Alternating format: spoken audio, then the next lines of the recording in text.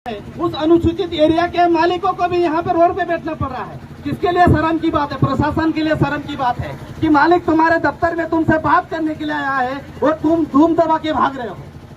हमारे लिए भी गलत है और प्रशासन के लिए भी गलत है। तो आप लोगों से मैं कहना चाहता हूँ कि जितने भी भाई रोड पे इधर उधर घूम रहे, ये मीडिया वाले कल जाके बोलेंगे कि देखो आदिवासी लोग खरगन में इधर उधर घूम रहे थे, कहीं दारू पी रहे थे, कहीं गुटखा खा रहे थे। ऐसा नहीं होना चाहिए।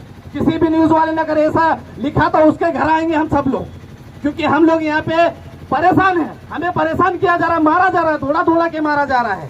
तो हम समस्या लेकर आए एसडीएम साहब से, कलेक्टर साहब से बात करने के लिए, और ये हमसे बात नहीं कर रहे हैं। तो गलती किसकी है बताइए ना? हम रोड पे क्यों खड़े हैं? हम शौक से खड़े हैं यहाँ पे, लेकिन ये लोग हमसे बात नहीं कर पा रहे हैं।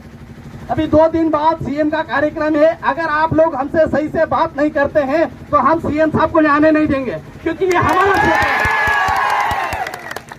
हम शांति से आपसे बात कर रहे हैं, विनम्र कर रहे हैं कि हम डंडे लेके आए क्या, तलवार लेके आए क्या? हम तो हमारा जो परंपरागत हथियार है, तीर कमान, वो भी लेकर नहीं आए हैं। अरे पेन की ताकत से है ना। हम जिस संविधान का तुम हमको हवाला दे रहे हैं, उसी संविधान की ताकत से तुमसे बात करने के लिए है ना। बात करो ना हमसे। तुम्हारा जितना पुलिस फोर्स लगाना है उस बाउंड्री के आइट साइड में लगा लो, हमको बैठने के लिए बोलो। आप आपकी बाउंड्री के अंदर हमें बिठाइए। अगर ऐसा नहीं हुआ तो तुमको न्यायालय में जवाब देना पड़ेगा कि इतना बड़ा तबका है, इतना बड़ा समाज है। और सबसे मेन बात है कि हमारे यहाँ के जो विधायक है, जनप्रतिनिधि है, सांसद है, उनको भी शर्म आना चाहिए कि तुम्हारे समाज की, तुम्हारी माता है, तुम्हारे भाई, तुम्हारे बड़े बुजुर्ग रोड पे बैठे भर बरसात में, और पुलिस वाले उनको अंदर नहीं जाने दे रहे, डीएम साहब से बात नहीं करने दे रहे हैं। किसके लिए शर्म की बात है? अरे तुम वोट देते हो ना, तुमको शर्म नहीं आती क्या? जब हमारे भाई को दौड़ा दौड़ा के मार रहे हैं, उसके बाद में भी हम फिर क्या, किस लिए वोट दे? साला हम वोट का बहिष्कार कर देंगे। हमें नहीं चाहिए ऐसी व्यवस्था जो हमारे खिलाफ हो, हमारे लोगों पे एफआईआर हो।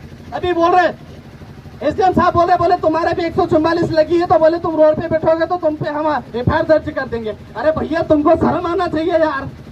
हमें शौक से आए क्या? मेरे को यही बात अगर डीएम साहब बता दे कि नहीं है भैया तुम शौक से ये आंदोलन कर रहे हो, तो हम चले जाएंगे। हमको नहीं चाहिए तुम्हारा न्याय, लेकिन न्याय व्यवस्था आपके लिए भी समान है, हमारे लिए भी समान है।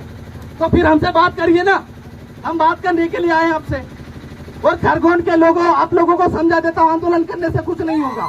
हमको बैठ के बात करना पड़ेगा। हमें उग्र नहीं होना है, सिर्फ बात करना है। हम बात करने के लिए आए हैं कि भैया 4 लोगों को आपने आरोपी बनाया है, लेकिन उनको संरक्षण देने वाले जायसवाल पे कार्रवाई नहीं करी तुम लोगों ने। हमें इस बात का दुख है। हमारा भाई चला गया, वो वापस नहीं आ सकता। हम नहीं बोल रहे कि आपको उसको वापस लाना है, लेकिन जो मुख्य आरोपी है, जो पूरे खरगोन डिस्ट्रिक्ट में शराब का डिस्ट्रीब्यूशन करता है, शराब बेचता है, और जब सरकार शराब बंद करने की बात करती है तो इनको तुम संरक्षण क्यों दे रहे हो?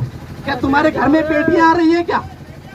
इसलिए ये संरक्षण दे रहे हैं, क्योंकि इन जायसवालों की वजह से ये पुलिस वालों का घर चल रहा है।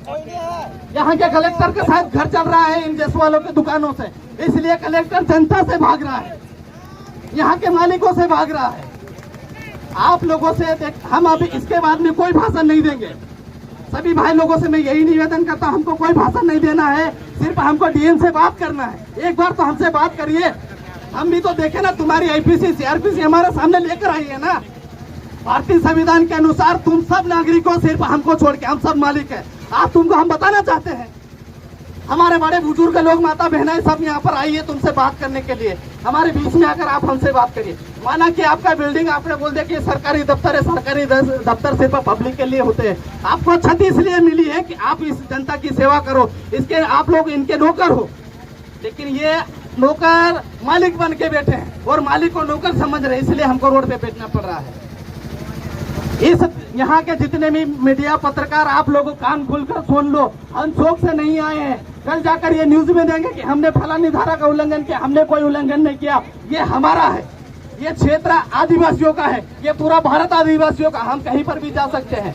हमारे भाई लोग जो गैर आदिवासी लोग हैं, उनको अगर थोड़ी सी तकलीफ हो रही है उनके बाहर निकलने में, तो भैया हम आप लोगों से माफी चाहते हैं। लेकिन हमारे भाई को जब तक न्याय नहीं मिलेगा तब तक हम ये प्रशासन को जवाब हम मांग कर रहेंगे। क्यों? क्योंकि इन लोगों ने अति कर दी। इससे पहले भी जब हमारी माता को इन्होंने शराब के चक्कर में, 2-4 बोतल के चक्कर में इन्होंने कंटेनर बना दिए, बोले वो तो इतने डब्बे शराब बेच रही थी। भैया हमारा पूछते नहीं, हमारे लोग उसे अपना जीवन यापन करते आए हैं। लेकिन आज ये जो कंडीशन है, ये परिस्थिति हम नहीं निर्मित करते हैं, यहाँ का प्रशासन निर्मित करता है, हमें मजबूर करता है रोड पे बैठने के लिए, रोड जाम करने के लिए। तो धारा इन पे लगना चाहिए, यहाँ के कलेक्टर पे धारा लगनी चाहिए, क्योंकि इतना बड़ा तबका आपसे बात करने के लिए आया और आप आपकी गाड़ी में बैठ के निकल गए। अरे गाड़ी का डीजल आपको किससे कहाँ से मिलता है? हम लोगों के टैक्स से मिलता है, हमारी मेहनत मजदूरी के पैसे से आपको डीजल मिलता है, आपको नौकरी के वो जो पैसे मिलते हैं हमारे पैसे से मिलता है, लेकिन हमारे बीच में से भाग जाता है। तो सभी लोगों से मैं निवेदन करता हूँ, जितने भी जो भाई लोग इधर उधर घूम रहे हैं, अगर आप लोग हमारे भाई को न्याय दिलाने के लिए आए तो यहाँ आ जाइए, नहीं तो अपने अपने घर चले जाइए, क्योंकि हमें ऐसे लोग नहीं चाहिए जो इधर उधर भटकते रहते हैं। सबको लगता है कि हम अपनी अपनी राजनीतिक रोटी सेकने आ जाते हैं, भाषण देने आ जाते हैं। अब ऐसा नहीं होगा, हम कोई भाषण नहीं करेंगे। और आप लोगों को भी ऐसा लगता है कि हम भाषण देने हैं तो आप लोग भी चले जाइए। हम कलेक्टर से संविधान के अनुसार बात करेंगे, हमारे रूढ़िगत प्रथा के अनुसार बात करेंगे। कब तक हम जुल्म सहते रहेंगे? हम विधायक बना दिए, प्रतिनिधि बना दिए, यहाँ तक कि हमारा राष्ट्रपति बना हुआ है, तब भी हमारे साथ में ये बदतर हालत है। कब तक सहेंगे हम? इसलिए आज जो होगा वो ऑन द स्पॉट होगा। यहाँ का डीएम आए और हमसे बात करें, हम सिर्फ आपसे बात करने के लिए आए। हमारे किसी भी व्यक्ति के हाथ में पेन के सिवा कोई चाकू छुरी कुछ नहीं है। न्यूज वालों कान खोलकर सुन लो, हमारे सबके झोलेवाल में आपको संविधान की प्रतियां मिल जाएगी, संविधान की कॉपी मिल जाएगी। जिस संविधान से आप IPS IAS बने हो, आप आगे बात करो ना, हमसे बात करने के लिए आए हम, लेकिन ये नहीं आ रहे। इसलिए जब तक ये हमसे बात नहीं करेंगे हम शांति से बैठेंगे। सब सहमत हो ना?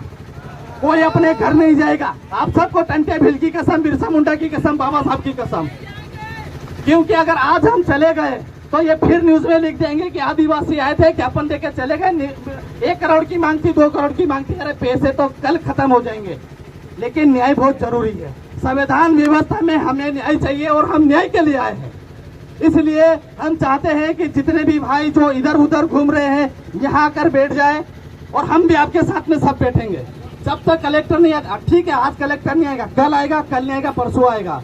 जब तक शिवराज सिंह चौहान भी आ रहा है यहाँ पे, हम बात करेंगे, बैठ के बात करेंगे। भैया तुम खुद संविधान का उल्लंघन कर रहे हो। 5वीं अनुसूचित क्षेत्र में तुमने हमारे यहाँ पे कार्यालय खोल के बैठे हो, सामान्य नागरिक का कार्यालय खोल के बैठे हो, और यहाँ के मालिकों से तुम बात नहीं करते हो, उनको तुम संरक्षण दे रहे हो और मालिकों को मजबूर कर रहे हो रोड पे आने के लिए। इसलिए आज हमारे बीच में बहुत सारे भाई जो आए हैं, जो संविधान से अच्छे परिपूर्ण है, संविधान की हर बात को जानते हैं, उसकी गहराई को समझते हैं। अगर हमें न्याय मिलेगा तो सिर्फ संविधान से मिलेगा, बाबा साहब के संविधान से मिलेगा। हमारे बुजुर्ग ने जो बड़ी बनाई है रूढ़ी प्रथा, उससे न्याय मिलेगा। ये लोग न्याय देने वाले नहीं है। ये ज्ञापन ले लेंगे और हमें भगा देंगे। हमारे अध्यक्ष महोदय को बोल देंगे, अरे कालू भैया के दफ्तर में मिलना। ऐसा काम अब नहीं चलेगा।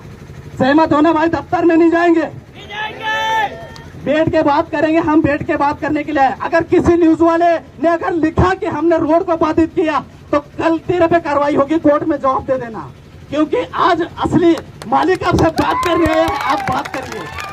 हम आप लोगों से भी बात करना चाहते हैं कि आप हमारी बात को समझिए, हमारी गहराई को समझिए, हमारे दुख को समझिए। लेकिन ये लोग हमारे दुख दर्द को नहीं समझते, क्योंकि हम इनको पैसा नहीं दे पाते। भाई हमारे पास देने के लिए कुछ नहीं है, क्योंकि सब तो तुमने छीन लिया। हमारे जमीनों पे रोड बना दी, हमारे जमीनों पे तुमने ये पत्थरों की इमारतें खड़ी कर दी। हमारे पास बचा ही क्या है? थोड़ा बहुत बचा है, उसको भी तुम हमसे छीन रहे हो। अरे महुआ बेच के हम अपना जीवन यापन करते हैं, उसको भी तुम इन्हें देश वालों को दे दिया। अब हमारे पास बचा क्या है? उसमें भी तुम हमारे लोगों को दौड़ा दौड़ा के मार रहे हो। और जब तुमसे हम न्याय की गुहार लगा रहे हैं तो तुम भाग जाते हो अपने दफ्तरों से। तो भैया संविधान का उल्लंघन कौन कर रहा है? यहाँ का कलेक्टर कर रहा है कि 5वीं अनुसूचित के लोग आए हैं आपसे बात करने के लिए, 13(3) के लोग आए हैं आपसे बात करने के लिए। तो भैया क्यों भाग रहे हो? आप बात करो ना। अरे गलती तो उस जैस वालों ने करी है, आपने थोड़ी गलती करी है। हम आप पे कोई इल्जाम थोड़ी लगा रहे हैं जो आप हर बार हमसे भाग जाते हो।